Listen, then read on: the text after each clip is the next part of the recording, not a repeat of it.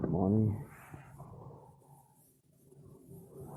This week's Parsha is Parshat Tetzaveh.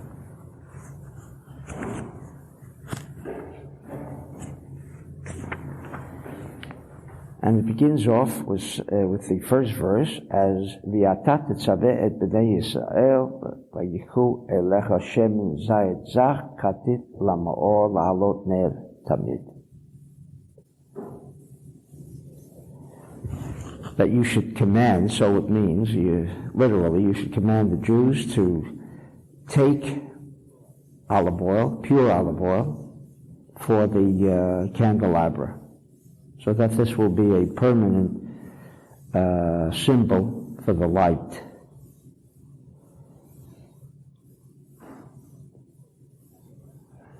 And as many commentators have already raised the question, this is the only parsha, the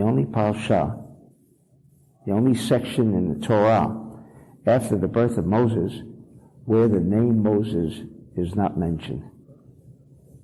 Every section from Exodus on, Exodus, Numbers, Deuteronomy, there isn't a parsha that does not include Moses, the name of Moses. Only in Parshat Tetzaveh, only in this parsha, they've omitted the name of Moses. And of course, many find it difficult to understand as to why this parsha, more specifically, to give you an overview of what this parsha is referring to, it is discussing the various clothes that the priest and the high priest would wear during the performing of his services, whether it be in the tabernacle, whether it be in the temple, and the sacrifices that the high priest would also bring. This is what the whole parsha, the entire parsha, deals with. Nothing else. Nothing else. One of the answers, which is not, I think, an answer that completely covers all of the areas, one of the answers that are given is that in the following parsha, there is, in Parshat Kitisa, next week's parsha, where we find the story of the golden calf,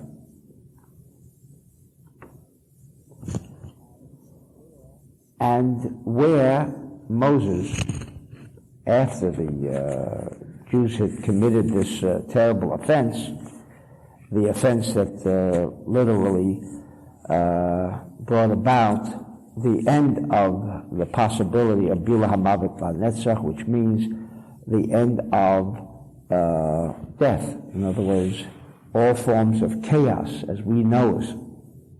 Entropy, which is the standard, which is Maxwell's, the famous physicist Maxwell's second law of thermodynamics, that everything must come to an end. Everything must wind up ultimately in decay. I mean, you don't have to be a genius to understand that there is such a law. Why is there such a law? Not there is such a law, but because we observe the course of events. People are born, ultimately get old, weak, and then after 190 years, they die. Clothes, fridges, whatever we come in touch with, ultimately there is a condition of chaos that sets in, must set in. So therefore he created this law, this second law of thermodynamics, that all of this dynamics of things that evolve around us ultimately all fall into decay. That condition did not exist from the time of the giving of the the Aseret HaDibrot, the 10 utterances on Mount Sinai, until 40 days later. In other words, in that 40-day period, the Jews enjoyed the law of reality of the universe that coincides and exists side by side with the law of chaos, the law that we are familiar with, the law that seems to govern our universe. However, there is another universe, and that the Jews have enjoyed, not only the Jews, but the entire world.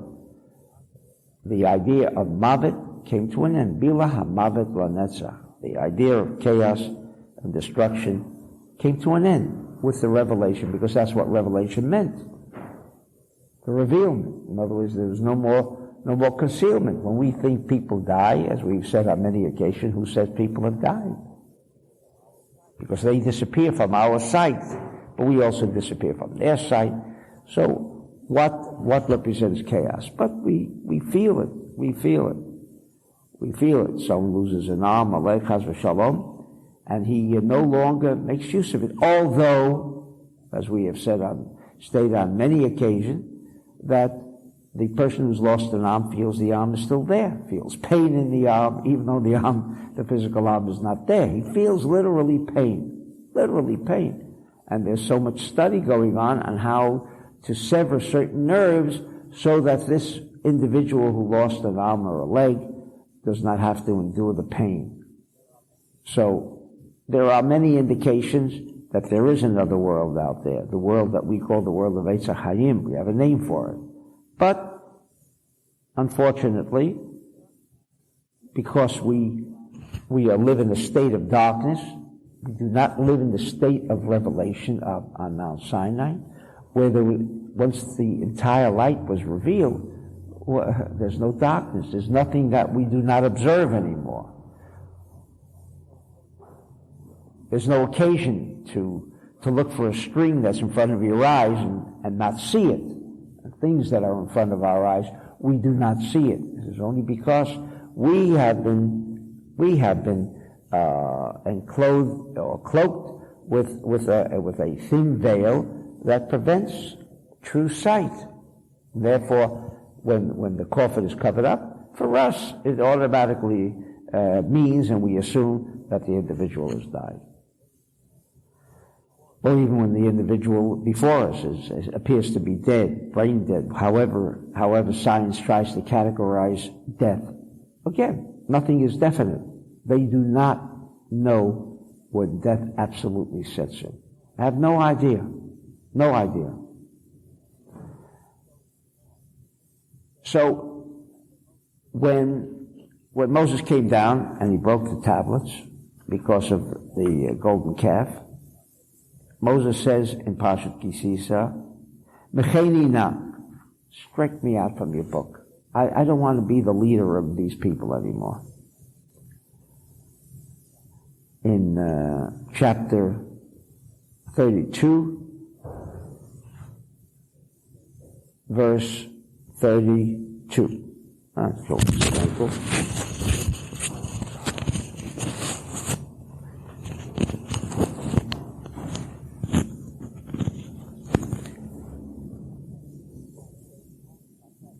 Where it says, Bata im tisach hatatam, that if you take away the sin that the Jews had committed, 5, v'mayin, and if you cannot come to grips to remove the stain, the chatat, that the Jews had committed, mecheni na misifrecha asher katafta, strike me out, remove me from your book that you have written, meaning from the Torah. Therefore, they answer, that we learn from this, that the fact that Moses said, Mecheni na misifrecha, strike me out from your book, those words have power. This is the way the sages answer this difficult question as to why in Parshat Tetzaveh Moses' name is not mentioned, because he said out of his mouth, strike me out, and therefore the Parshat of Parshat Tetzaveh does not contain the name of Moses. But then again, one can ask two questions. Number one, Parshat Kitisa follows Parshat Tetzaveh.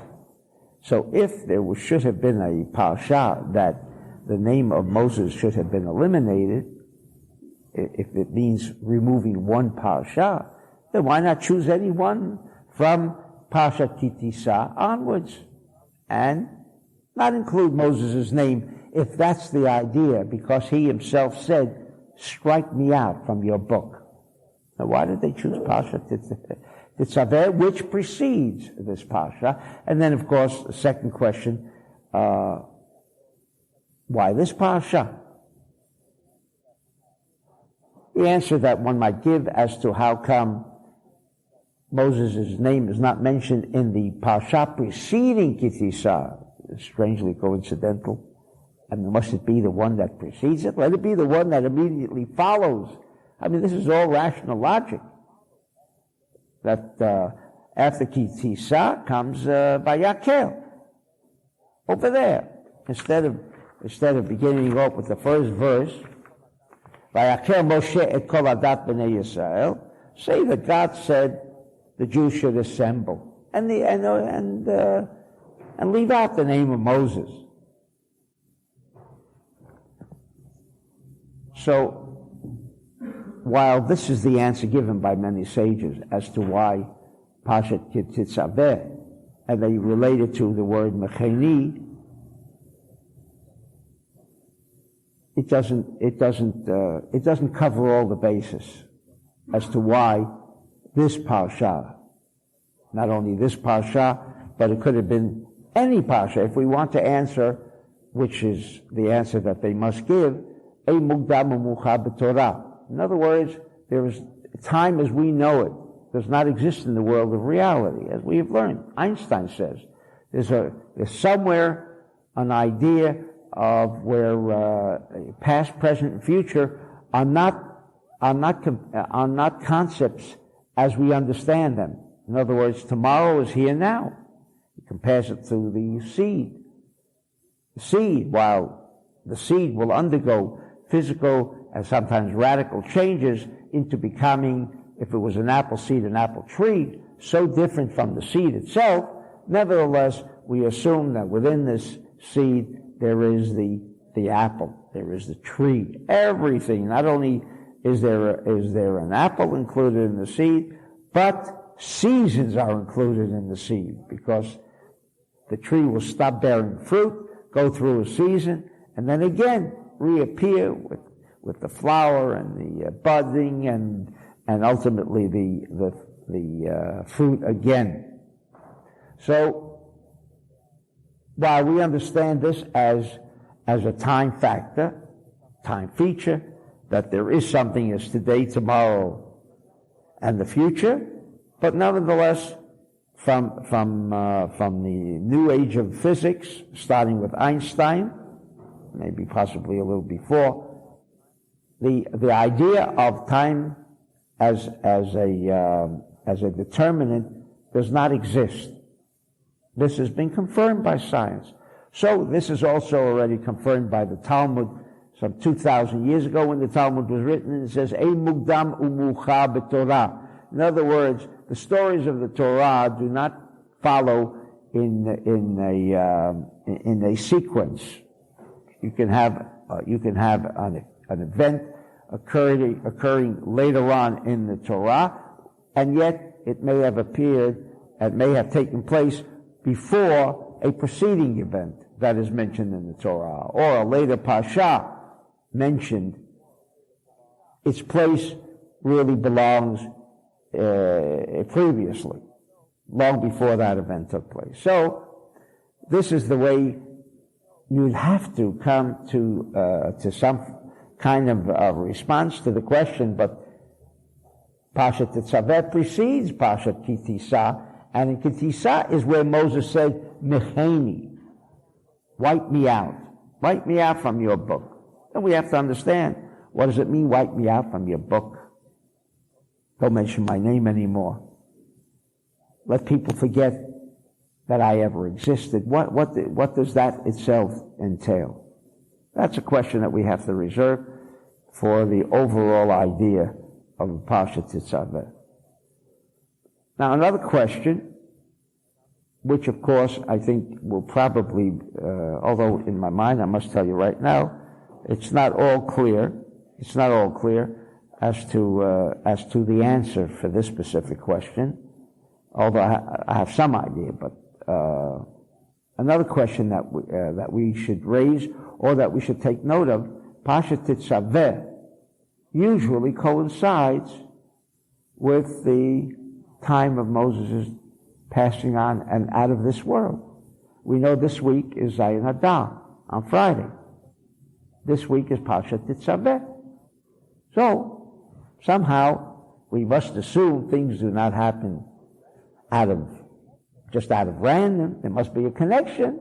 And so if Parshat Tetzaveh is the Parsha that usually coincides with Moses' death anniversary, although the Zohar says very clearly that Moses bomit, he did not die, and that Moses appears, as we will be discussing Thursday night, Moses appears in every generation. Moses will appear whenever you call upon Moses. Always will make his appearance. So, did Moses actually die? The Zohar says, no, Moses did not die. So, here we have another question or another relationship to Tetzaveh having a connection somehow, the fact that Moses' name is not mentioned, having a connection with the death anniversary of Moses. And as we know, that just as Rabbi Shimon, as stated in Parshat Hazinu, that when Rabbi Shimon left this world, it says very clearly that Rabbi Shimon decided to leave this world. Very clearly, he decided to leave this world. It wasn't that he was struck down that day and that's the day he died. No. He decided that particular day to leave. And since we know that Rabbi Shimon is a part of an incarnated soul of Moses, then obviously Moses would have no difficulty in deciding on which day he would leave. So we have to assume that Zayin Hadar, which is the death anniversary of Moses leaving this world, that he chose to leave that day.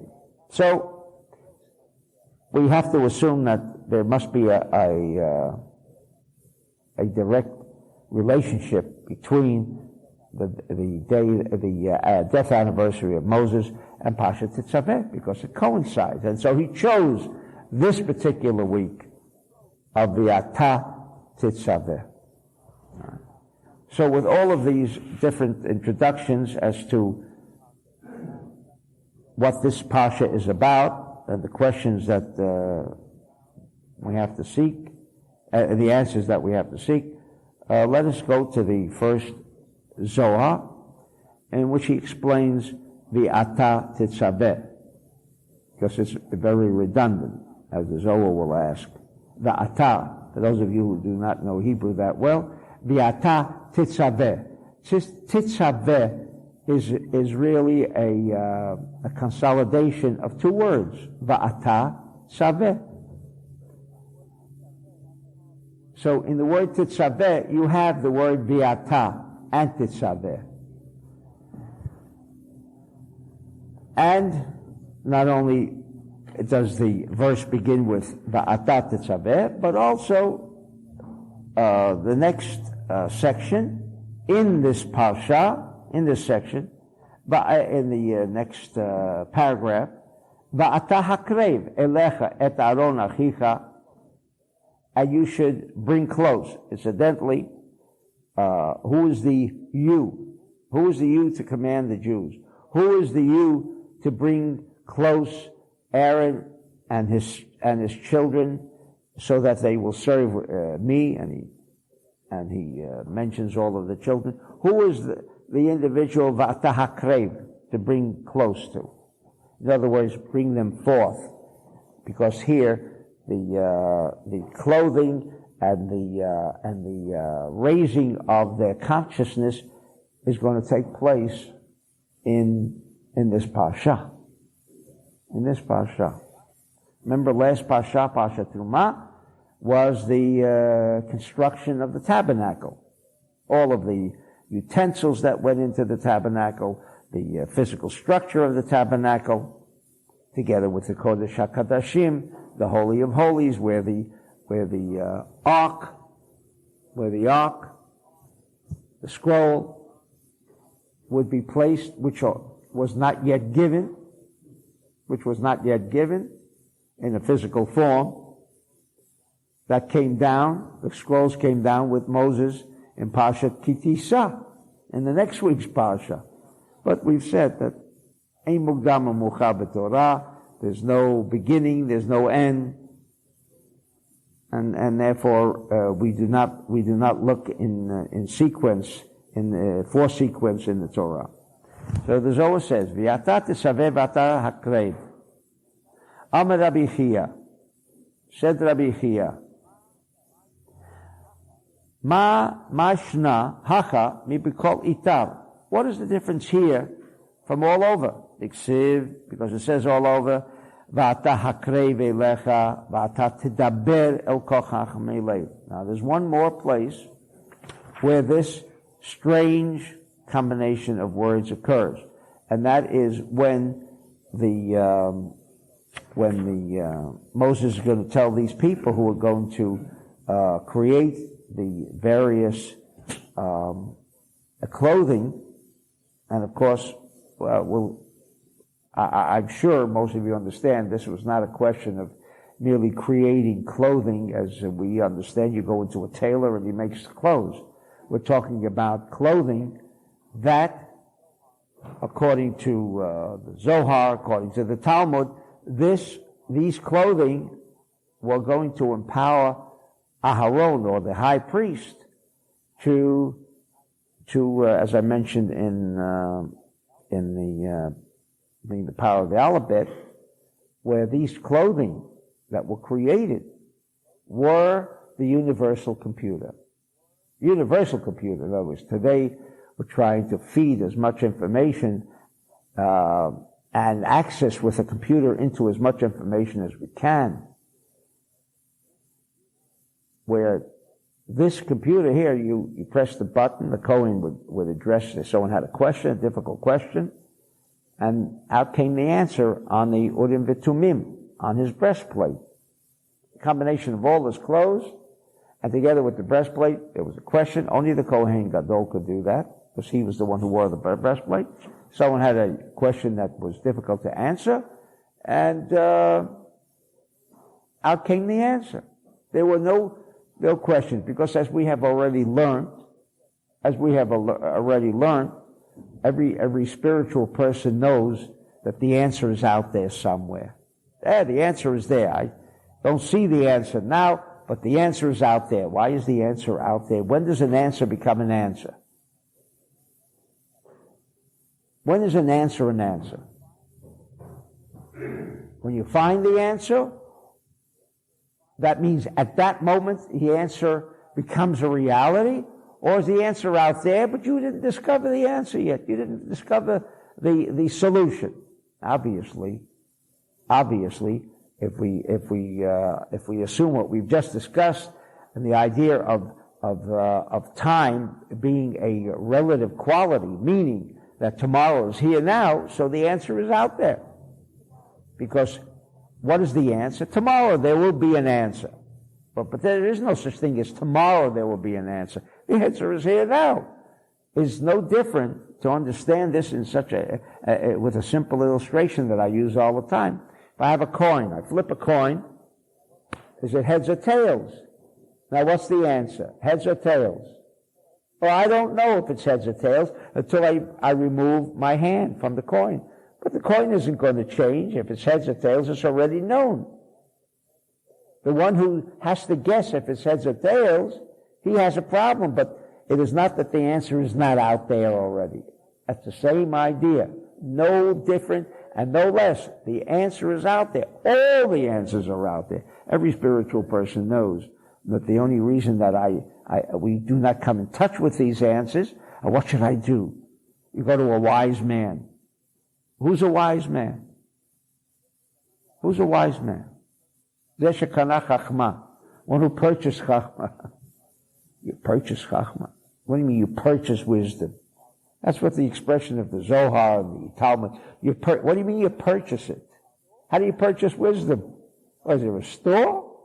You go in, you buy the package, and now all the questions that you may ever have, you've got this little book. You know, there are many books. Like there was a Dr. Spock's book, had the questions for children. He messed up the whole generation, unfortunately, with all of his solutions, but that's beside the point. Beside the point. But like here, the Torah tells us, Zeh shekara chachma, the one who purchased chachma. What do you mean? How do you purchase chachma? The answer is there is a place out there. When the Zohar, or when the Talmud says you purchase chachma, meaning you have to earn it. Earn it. And just giving money doesn't mean you earn it. We know people buy things, pay money for it, and the moment they come in possession of these things, nimas, they want to get rid of it. It hasn't got the flair. It was more important to them before they could capture it. It was the excitement of trying to track down or at an auction buy a painting. The thrill that one experiences before the purchase is not the same as the one after the purchase. After the purchase already, he may put it away and never see it again, or as we know, people change furniture and cars and they made a mistake, etc.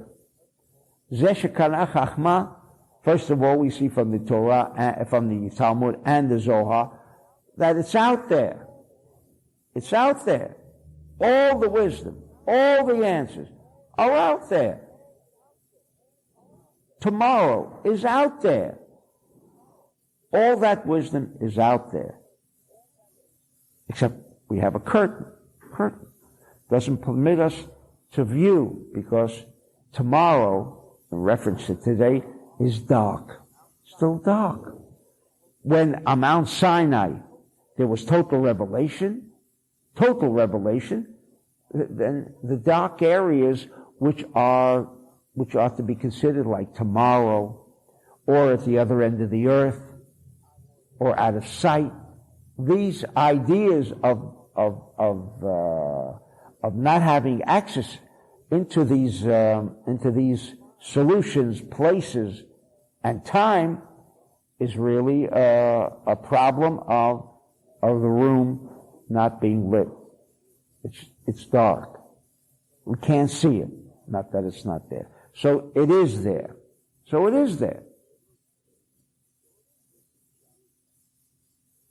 That wisdom is out there.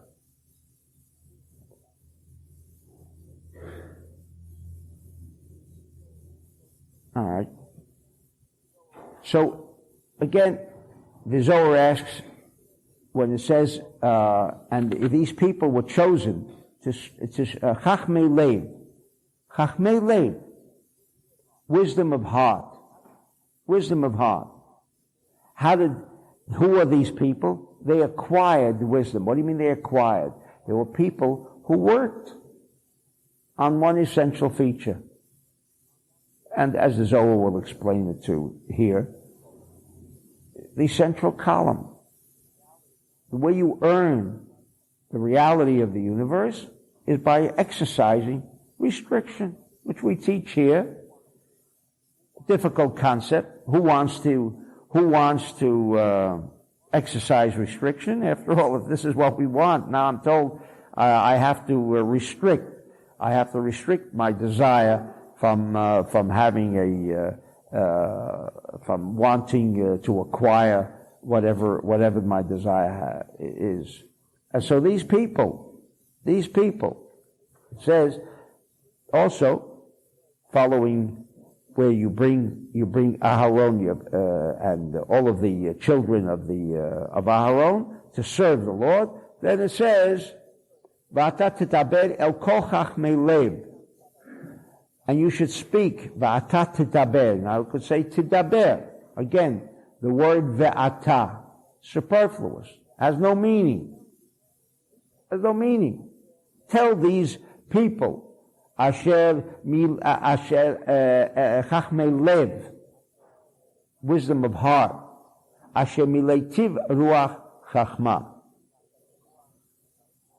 Again, v'ata titaber, and there's more questions that the Zohar raises. But these were the people that were instructed to be able to create the universal computer.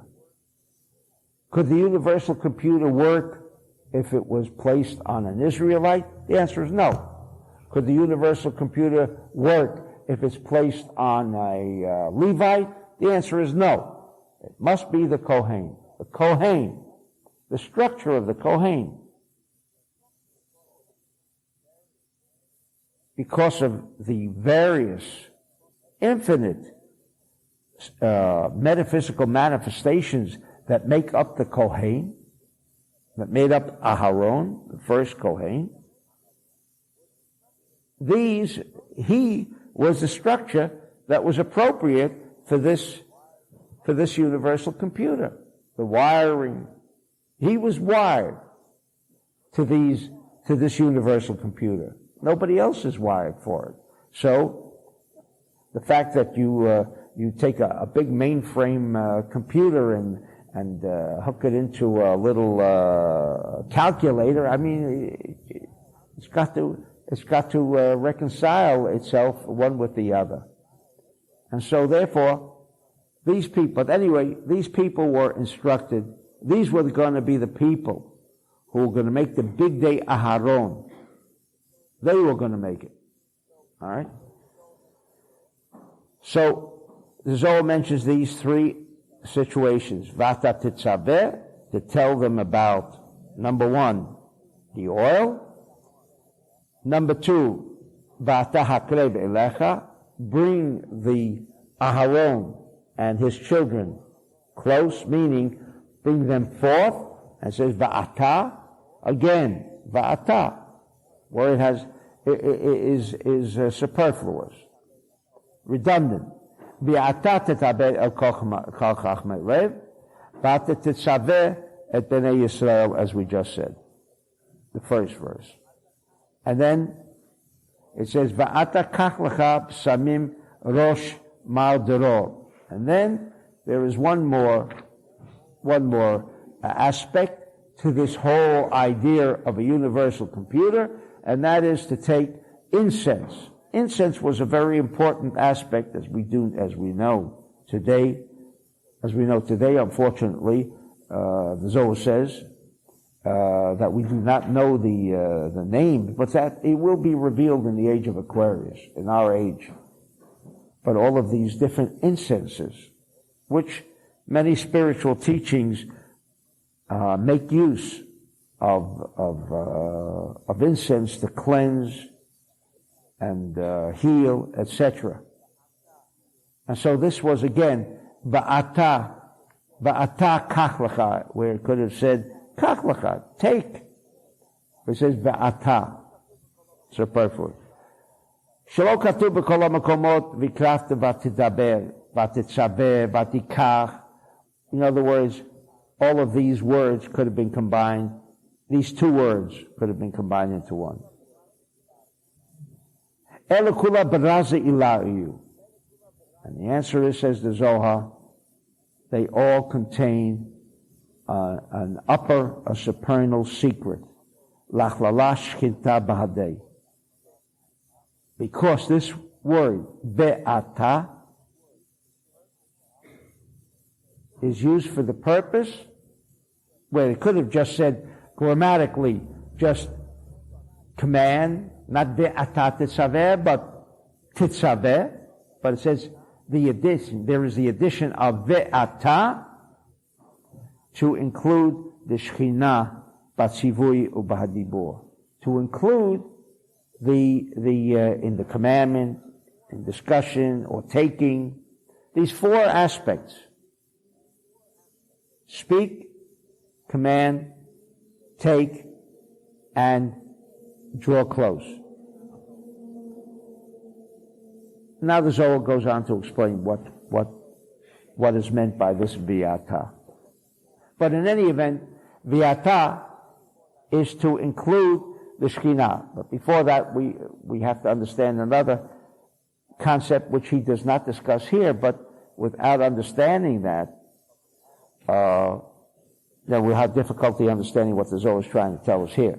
Very difficult. Remember, we have all our prior questions about Moses not being ever mentioned in this parasha, and why it coincides with his death anniversary this week. Another idea that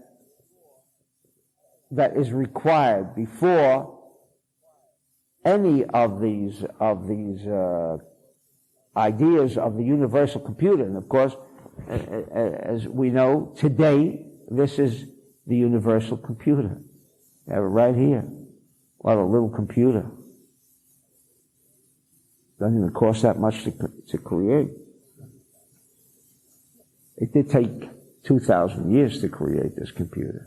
That's true. Obviously, it wasn't ready until only recently. So we can't say that it's so simple, because if it was that simple, then how come nobody realized, including yours truly, only 20 years ago, not even when I began into Kabbalah, it was still kept a secret from me, that the 3 verses in the section of Bishalach contain 72 letters. What a simple fact. And yet, I, all my colleagues, and today still 99% of the Jewish people, let alone the rest of the world, the non-Jewish people, don't even know that there are 3 verses that contain 72 letters. It's still a secret. Is it a secret? It's been there all the time. But that's what time means. Until the curtain is removed, we remain in darkness. We do not access, the same way I can't access into the quarter of whether it's heads or tails, because there's a covering. Once there's a covering, I cannot access into it. Then what does the computer do? Does the computer access into the information? No, what the computer does is remove, for whatever detail is necessary, it removes the curtain. Does it remove the entire curtain? That only happened twice. Once on Mount Sinai, and the second time, not for all the Jews, in Persia. Other than those 2 occasions, the entire curtain was not removed. Because the entire curtain to be removed is called Mashiach. That's called Mashiach. Therefore, while each day is a struggle of what the answers are, each day it would be far simpler if we can see the whole picture and not see all the problems at once. The problem is that we only take and see one problem at a time. But if we can get all the problems, but then again, what would happen if we had all the problems we're confronted with all the problems that we'll ever face? You know what would happen? The mental institutions wouldn't be able to handle as many people as would be necessary. Sometimes we can't even handle more than one problem, let alone if the 2 or 3 happen. Now we're overwhelmed. Now what happens if you had all the problems hitting you at once, and with the assurance that you'd get all the answers? Not many of us would prefer that path. Many of us would prefer that, give me one at a time. Give me one at a time. A spiritual person understands that these are not problems, these are opportunities, but they're so overwhelming. What's overwhelming?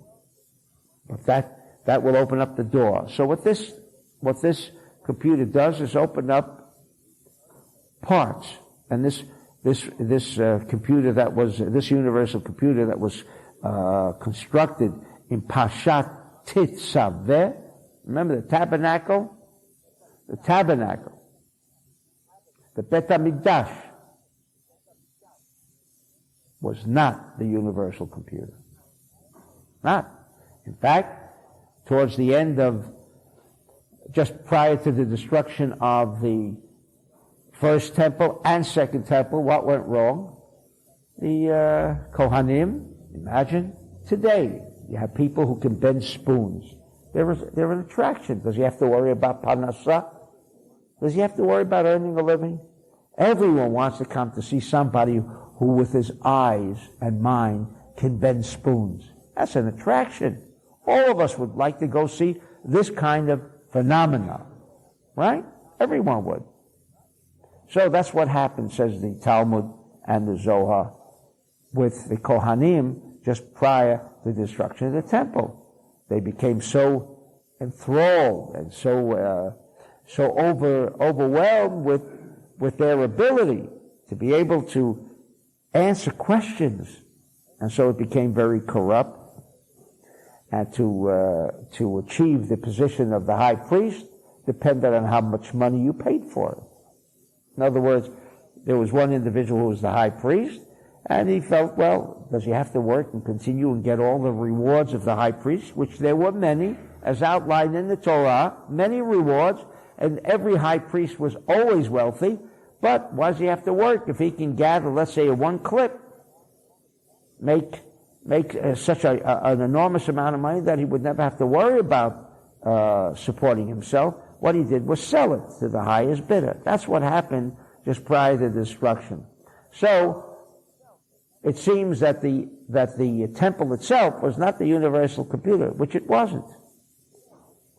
It's the mainframe, yes. It required all of the different aspects of the temple. However, the computer itself was the composite of the Kohen together with the different clothing. So we have this question as to why it says ve'ata.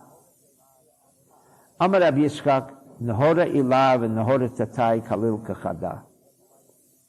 The upper light meaning the world of reality, shehu zer ampin, v'ora tachton, and the lower light, shehu hanukva, which is malchut.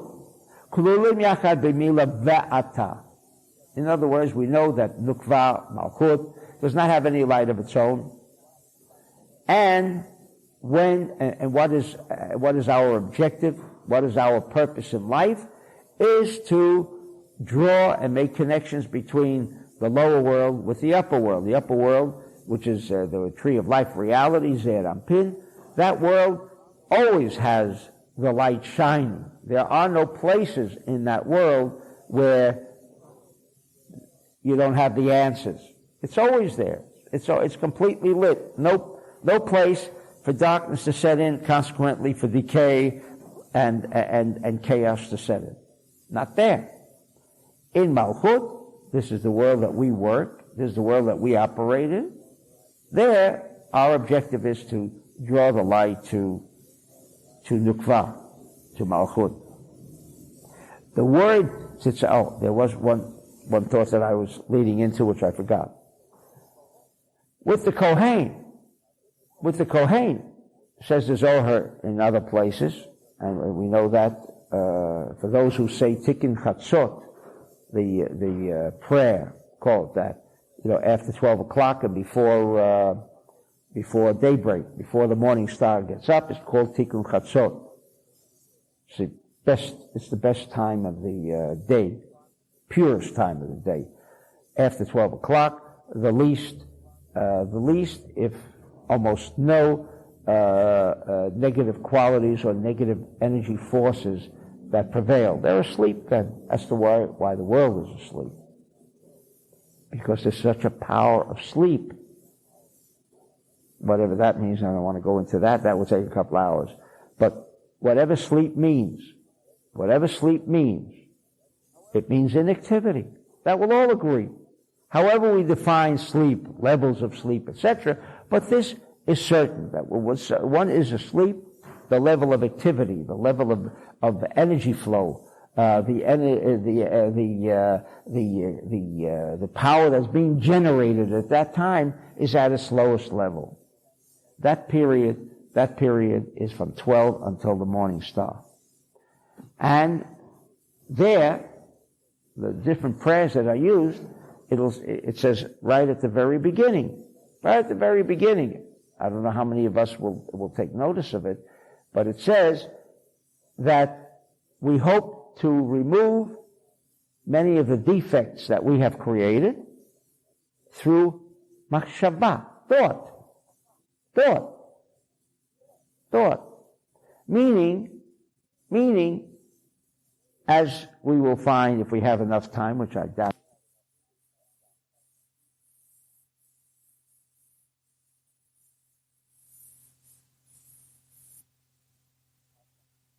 This Parshat Tetzaveh discusses the Tetragrammaton and discusses the letters. Why? Because without thought, it's like making use of a telephone without talking. In other words, what do you want? What do you want with this word? What do you hope to achieve? Well, I did the prayers this morning. Certainly in the Amidah, the Shemona Esrei, the prayer of the most important prayer of all the prayer. Every prayer has concludes with Baruch Atah.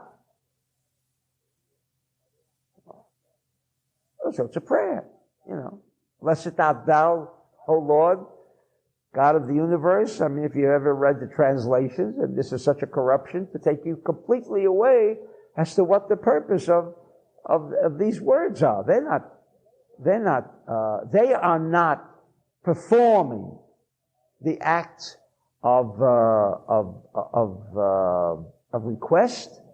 You have to request. What do you want?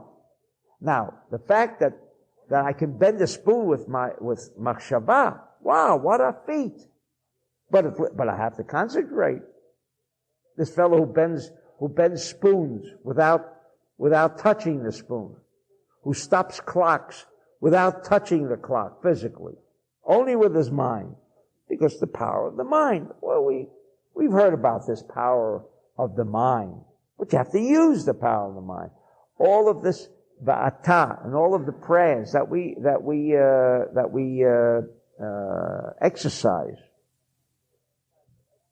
not recite, but exercise each morning, each afternoon, or each evening, there has to be a thought, a machshava. What do you want with it? You have to know what the purpose is. What does it include? And therefore make use of it. So we must remember that this viata, which seems to be one, if not the most powerful word, because without the ata, the tetragrammaton has no meaning. What's the most important word? What do you mean it has no? Is that more important? Ata is more important than the tetragrammaton? How could that be? What's more important? Sure, the tetragrammaton is the highest level of the name of God. Yes. But if I have 220 electricity and I bring a 110 appliance, it's too much activity to be handled, or too little activity to be handled. I mean, these words, Yud Kei Vav Kei, the tetragrammaton has the capacity to handle the infinite amount of what? Of energy flow. Yeah. But how do you arrive, or how do you create the enormous flow of energy that now the tetragrammaton, which when we say it's the name of God, meaning that's touching the light force. Tetragrammaton, Elokim, Keo, Shivakot, all of the different names of God are all letters that comprise a capacity. But I have to fill that capacity. I mean, if I have a tetragrammaton and I fill it with nothing, just because I uttered the word of the tetragrammaton, or I even concentrate on the word of the tetragrammaton, but I did not put my machshava, what do I want to store in this world, in this word, so that now it acts as a shuttle and making its connection with the universal power of the light force. All the answers. Everything that is part of Etz HaChaim. I have to lead up to that. I have to bring the energy to that level that it can handle it, and not. I brought such a minute request, and now I'm using this big capsule. It's like using some of these space shuttles. You send them up practically empty. What a waste! What a waste! So they try to make use of every space on board with another experiment, etc. I mean, it's chaval. I mean, it's unfortunate to go through all of this effort using the tetragrammaton and you don't even fill it up. It's empty, or so little of your request was included, so little of your request, or of a request that could be added, and is not. So this word atah always precedes the tetragrammaton, always, including the baruch. But we know that baruch is connected, making the connection with bina. But that's not what we're discussing. Right now we're discussing the viata. So, in this word viata states the Zohar that viata includes both the world of Zeir Anpin, the reality level of Etz HaChaim, together with Nukva, with Malchut. And they're both included in the world of viata, in this one word.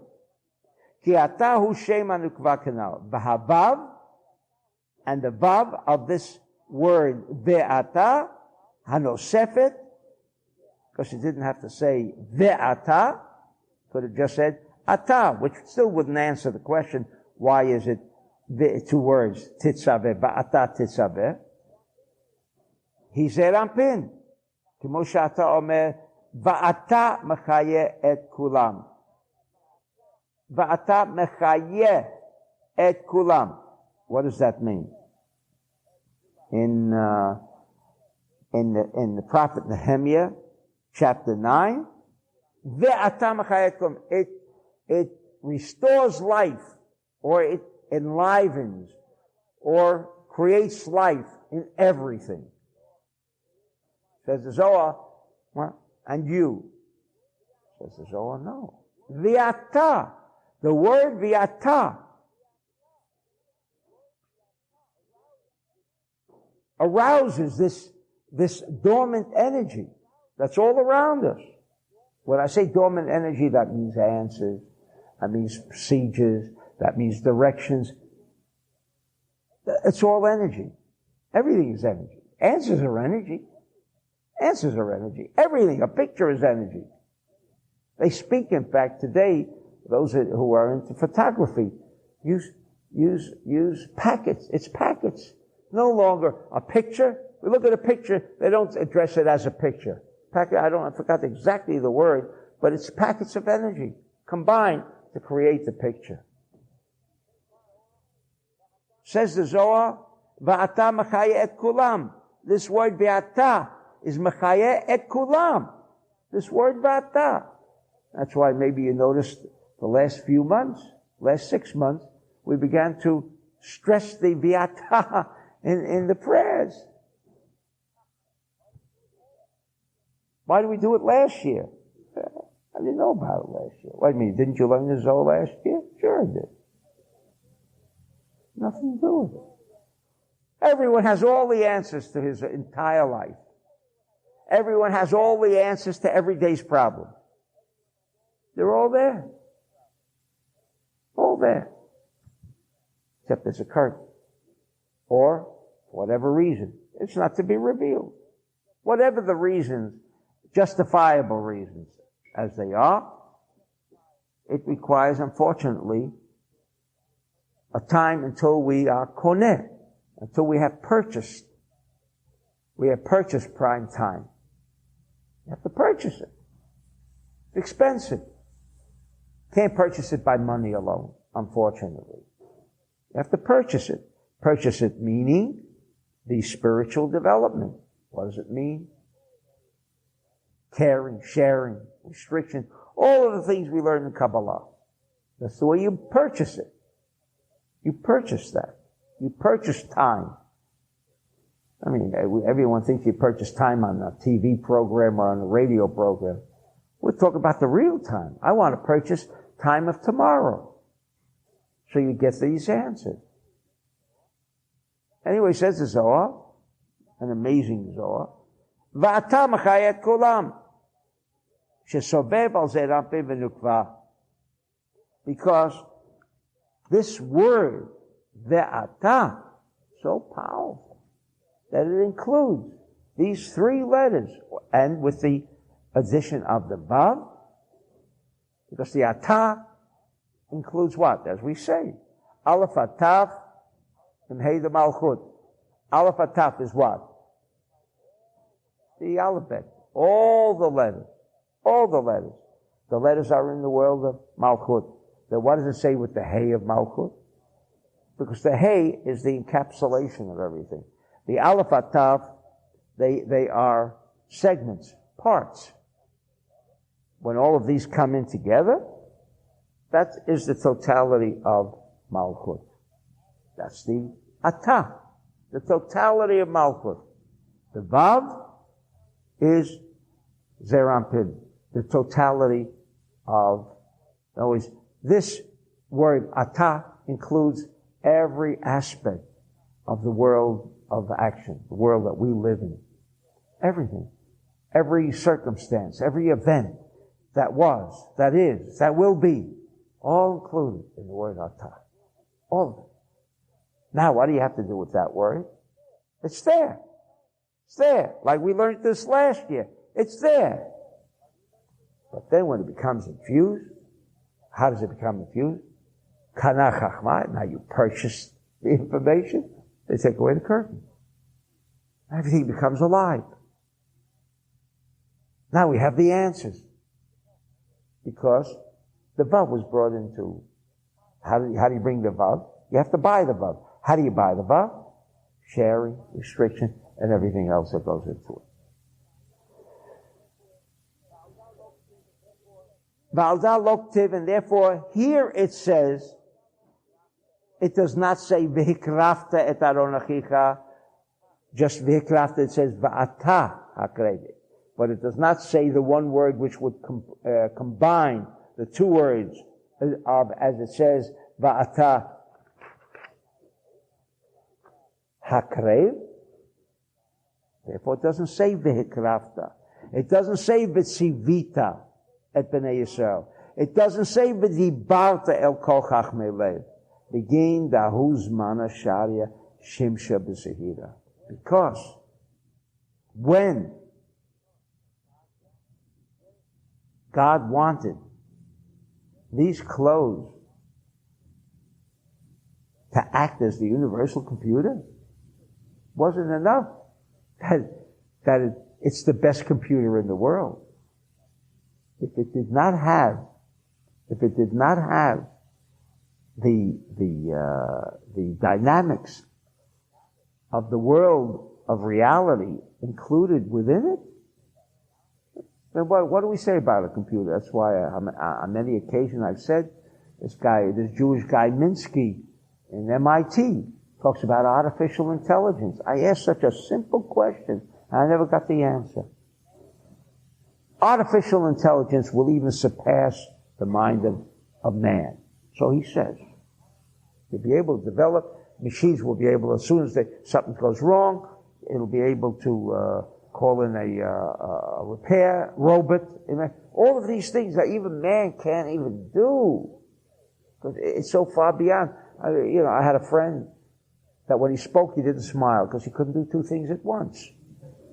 Right? Man is so incapable of doing two things at once. So therefore, the artificial intelligence, after all, a computer can do things we can't do, numbers and calculations and so on. But who's creating all this? Who creates it if not man? So the wisest man, but it's still man. So how could artificial intelligence ever surpass the intelligence of man? I mean, to me, it's such a fundamental question. Never received an answer to it. Same here. We can have the totality of a computer, but one thing is missing. One thing is missing. The juice that churns up everything. That removes the curtain where everything becomes revealed. And therefore, in this week's Parsha is V'ata.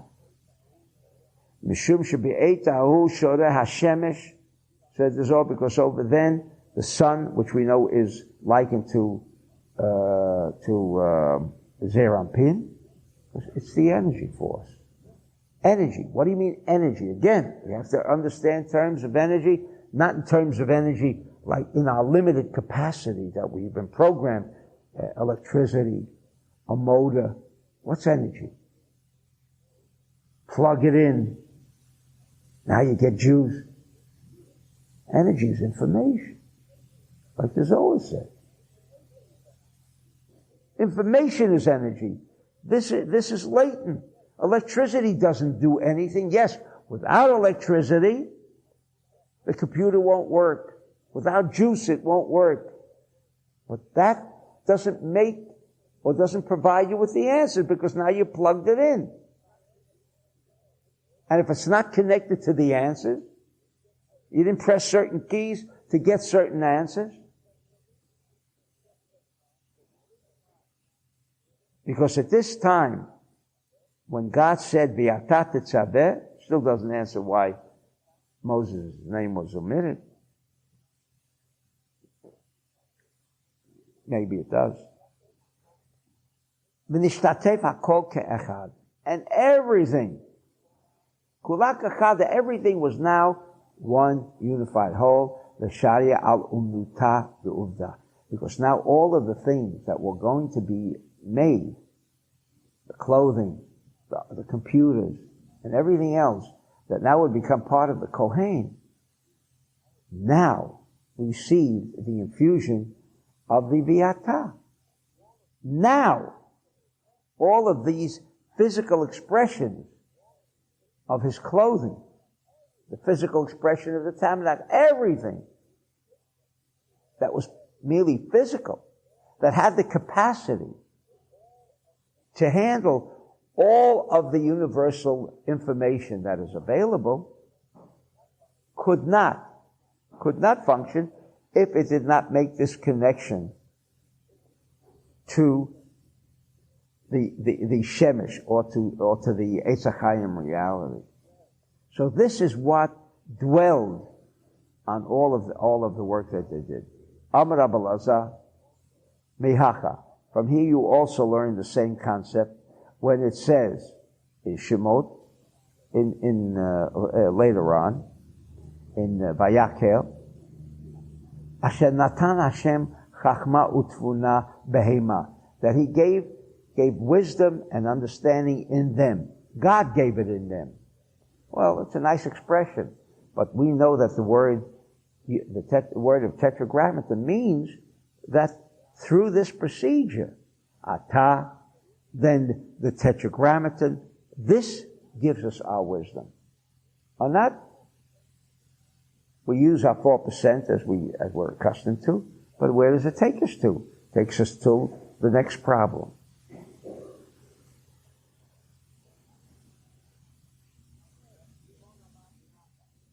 Rabbi Shimon Amar Mehacha. Rabbi Shimon says, where do you see it clearly that That's the world of information, the world of answers, the world of everything, was what rested, dwelled on the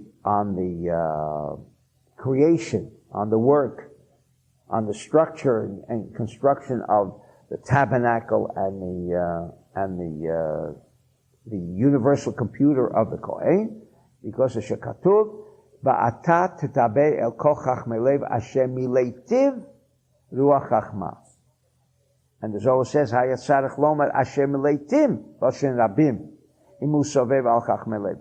It says, and you should speak to the wise men of heart, that I have filled within them the spirit of wisdom.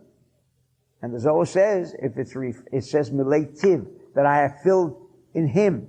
It's singular. Where if it's talking about these wise people that were involved in the construction, it should say asher mileitim in the plural. Why does it say the singular? Ela asher mileitiv sovev al lev ahu shehu ashchina shenikrat lev. And here, when we asked before, what does it mean, chachmei lev, wisdom of the heart? What do you mean the wisdom of the heart? Wisdom of the brain. Why the heart? It says the Zohar, not only because this is beautiful. You want to know where wisdom comes from? It comes from the brain, if you ask most people. Where does intuition come from? From the heart. You ask most people, when did you make the right decision? When I had an intuitive feeling. When did you make the wrong decision? When I went with my brain. Shouldn't that be enough for us? To tell us that somehow the brain is not the instrument that provides us with the answers. It's the heart. Now, why is it the heart? Because the heart is the Shekhinah. What is the Shekhinah? And he continues, and then we'll come to that answer. He answers it here. Ela asher mileitiv lahu liba. Because the heart becomes filled. Mileitiv ruach chachma. Why the heart? As it says, Kedeksiv, Menacha alav ruach Hashem ruach chachma. Valda isach asher mileitiv ruach chachma. The sharya shimsha b'zehira b'shlimuta dekula. Why the heart? Because the heart is like Malchut, empty. The Shekhinah is empty. But Shekhinah, what is Shekhinah? The Shekhinah, we say, is the universal basket of information. The universal basket of information. It is not the universal information. Universal information originates from the world of reality, from the Eitz HaChaim reality. Malchut, Shekhinah, is empty. Because it is only something that is empty that can draw. Why do we need Malchut? If you learn Kabbalah, why do we need Malchut? Because Malchut is where the true or the essence of the desire to receive is located. Zeir Anpin, or the Eitz HaChaim reality, that's it. Here it is. But it does not ignite. It does not arouse anything.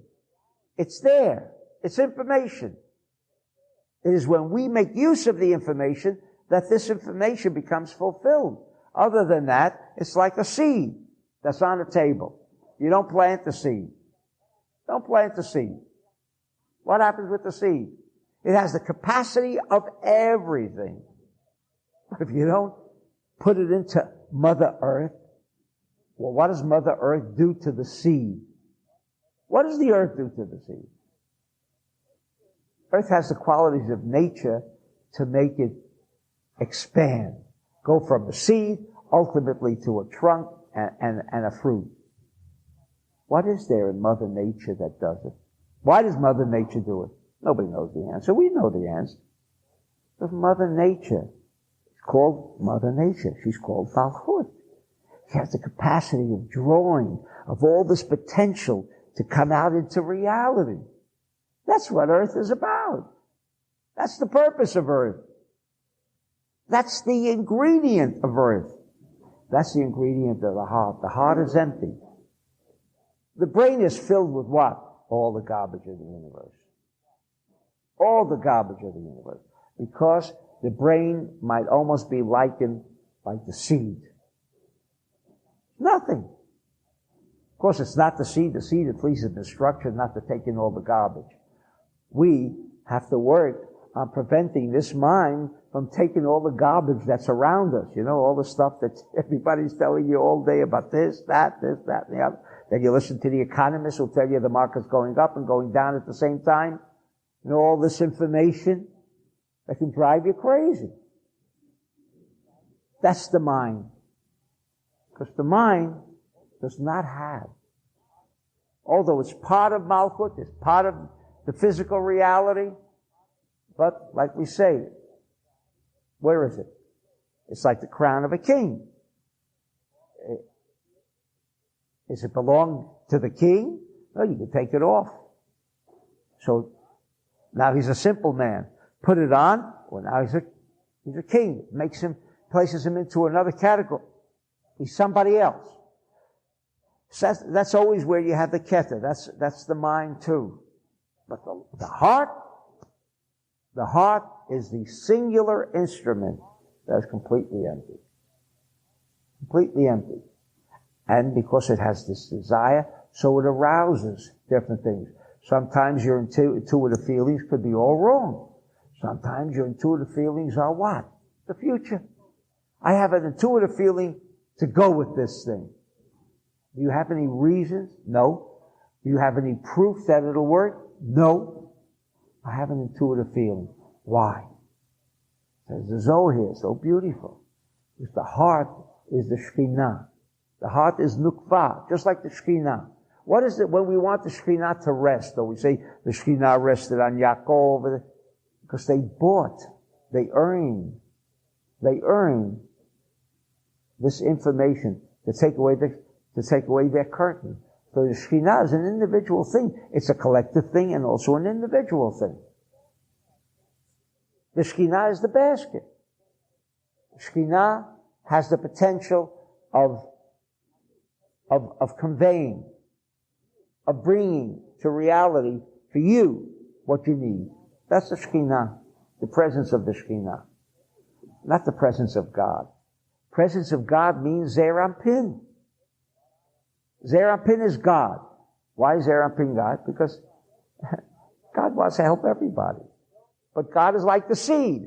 If you don't arouse me, you don't make the connections to me, you don't make me want to give you, you have to have a desire. That's Malchut. That's Malchut. Where is the desire? The desire of a man? Desire is not the mind. Desire comes from the heart. The heart was born empty. The heart was born empty. Therefore, there's 4 chambers in the heart. Why is there 4 chambers? Because it's ready to accept the Yud Kei Vav Kei in its totality. It's ready to accept it. That's why the heart is called the Shekhinah. And that's why it says, Hashem Eleitiv, these Chachmei live. Because these were people whose hearts were ready, were not limited. You know how many people, I know. What do you know? You know, some people already know everything in advance. The smartest people. Give me a smart man and I run away as if this was a building on fire. From a smart man I run away from. Don't want smart people. I like stupid people. Because then you hear pearls of wisdom. Even the Talmud says, you can learn from little children and idiots. Idiots? What are you talking about? The most brilliant people. You know who the most brilliant people are. The egos. The guys with the egos. Those are the guys you got to run away from. You know why? Because all their information is in the brain. And what does Zohar say about the brain? Yeah, it takes in all the garbage of the universe too. It's the collector Of all the garbage, the heart, someone's got a good heart. He's empty.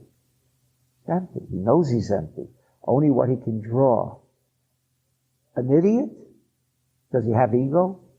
No. An idiot doesn't have an ego. Doesn't even know what it is. We're going to lock him up soon. That's what we do with an idiot. Or a little child. You pay attention to a child? Who pays attention? What could a child teach me?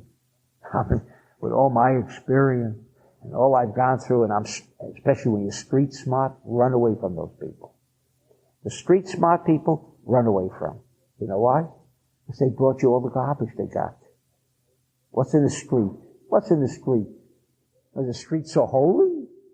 What do you mean? You say, oh, he's street smart. What does he mean? Where did he get it from? Oh, he got it from the street. You know what's in that street? Drugs, killings, prostitution, everything under the sun. That's what you want to get? His street smart? That's why Torah says, look for the one with a kind heart, good heart. There's a better possibility, because it is only the heart that draws this information. Only the heart. And therefore it said, when we said, Hashem Leitiv, wasn't talking about filling up these people, the wise people. No, filling up the heart. When the heart can draw, because the heart is like Mother Earth. It is the only thing that can make things flourish. That's wisdom. But once it's your own wisdom, forget it. Forget it.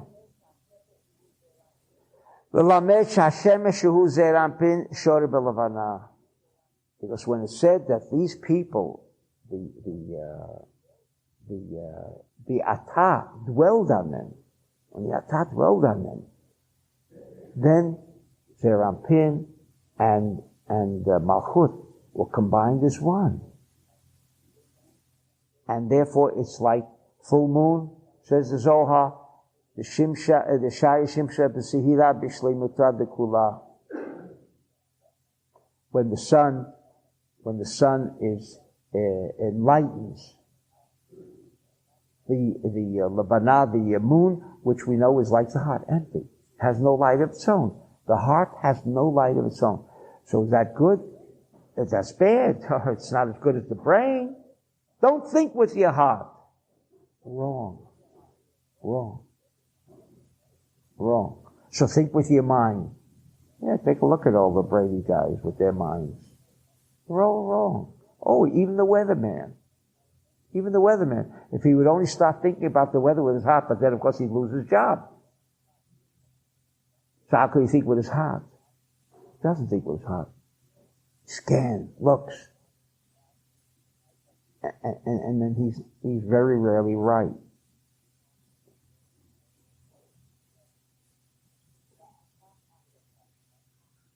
Va'ata kach lecha kamod min va'ata hakrei v'lecha va'ata v'hani kulo hacha b'uvda d'mishkana v'kulo itavid barazada. And all of these things were made with this secret. The secret of the V'ata. Secret of the V'ata.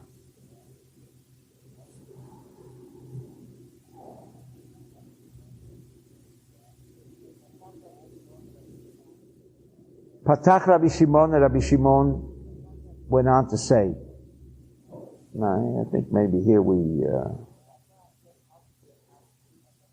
V'ata Hashem al tirchak ayaluti lezrati chusha.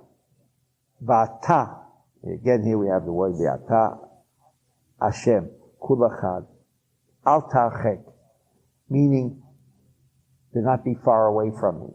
In other words, you don't pray for the information, what you need, I got a problem. All you have to do, because when you're asking information, oh, I have a problem. What's the answer? What about the problems you don't see now? Then you're not asking. What answers are you looking for? The ones that I am now conscious of questions that require answers. Does that mean you've thought about all the questions? Of course not. So what answers are you going to get? only to those that you request. Therefore, the verse here in Tehillim is, God, don't be too far away from me. It's like King David always said.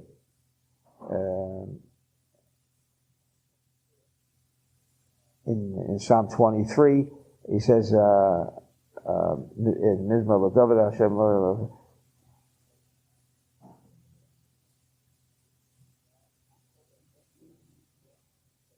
Ach tov v'chesed yidefuni kol yemei chayai. God, make sure that kindness, goodness, wisdom always run after me. Kind of an expression is that, run after me. God, give it to me all the time. But it should run after me? What does he mean by run after me? He says, God, I know how stupid I am not to see what I need and what I want, and even when it's in front of my eyes, I can't even see all the kindness and goodness that's there. Make sure it never leaves me. That was his prayer. As much as I don't see, when it's so present, and I can't see in front of my eyes. So he was praying, like here, don't let it go too far away from me.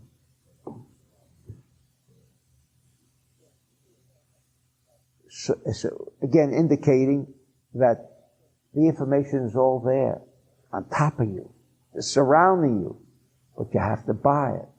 You have to buy it. You have to buy it.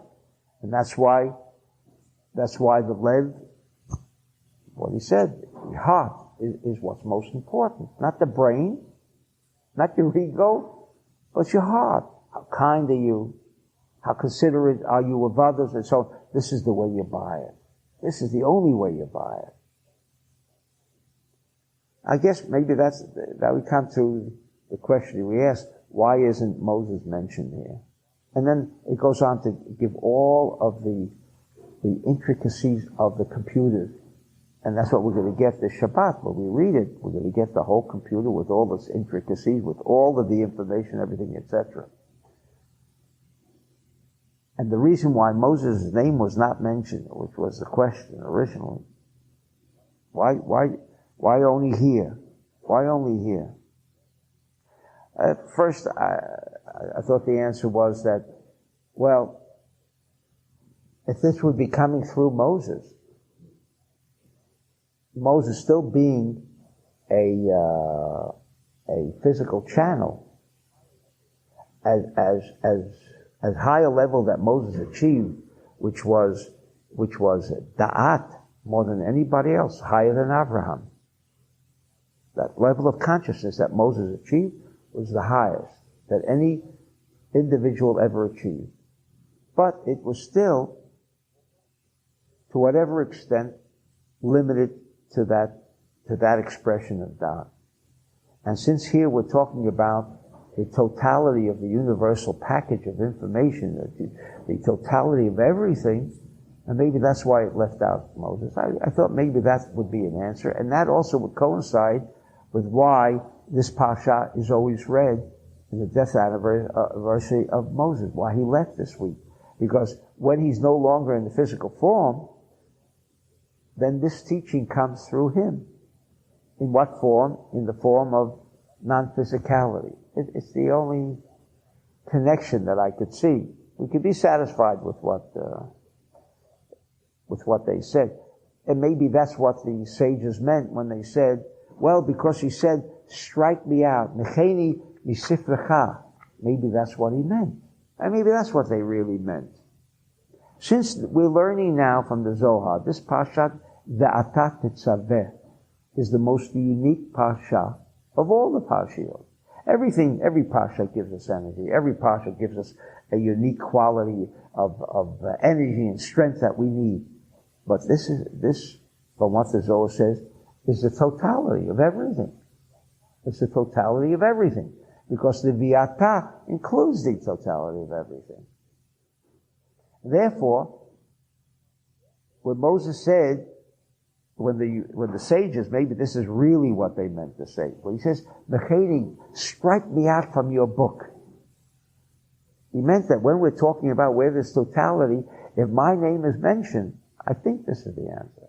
When my name is mentioned, then to whatever extent and to whatever level, as high as Moses might have achieved, he's saying on himself, it would still be limited to whatever percentage the physical body plays a role. And the physical body plays a role as long as the person is alive. It plays a role as long as the collective Mashiach consciousness has not arrived, meaning Tchiyat HaMetim had not arrived.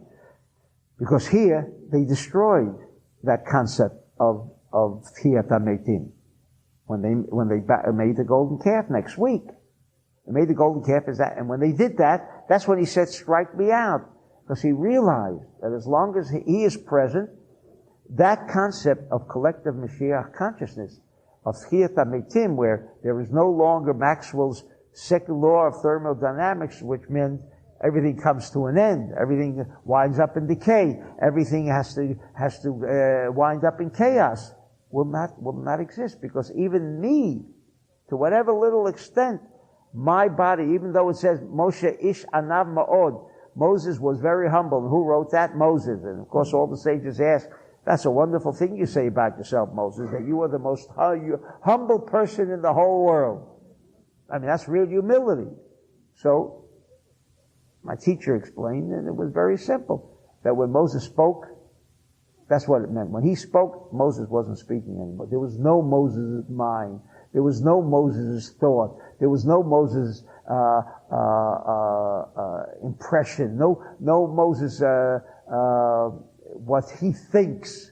There was nothing there of Moses. He was purely a channel. But he was still that physical aspect. And so therefore, it coincides, and therefore he didn't want his name mentioned here, because whatever physicality still is represented in whatever part of this world, the garbage of this world, and this body, is it garbage? No, it's not garbage. But as long as it is not completely connected to the Tchiyat HaMetim consciousness, then it is a part of the world of chaos. To whatever extent, it's not a part of Tchiyat HaMetim consciousness. And B'ezras Hashem, with all of the secrets of the Parshat Tetzaveh, we should all be Zocher b'Zechut Moshe Rabbeinu, whose Yom Teruah is this week, that we achieve this collective consciousness of universal knowledge. Amen.